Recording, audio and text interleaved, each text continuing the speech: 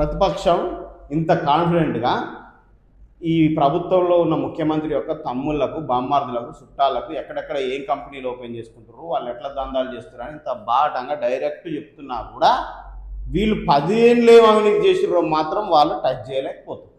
మొత్తం తెలంగాణ జనాభా 3.87 లక్షలు, అంటే 3,87,00,000 మంది తెలంగాణ జనాభా అంచనా ప్రకారం. ఈడ రేషన్ కార్డులు ఎంతమందికి ఉన్నాయి? 3,43,00,000 మందికి ఉన్నాయి. ఏం ఉద్ధరిస్తున్నట్టు? మా తలసరి ఆదాయం 4 లక్షలు ఉంది. తలసరి ఆదాయం ఇప్పుడు ఎవరిని బాగు చేస్తున్నట్టు? ఈ ప్రభుత్వం ఉండి ఎవరిని మభ్య పెడుతున్నట్టు?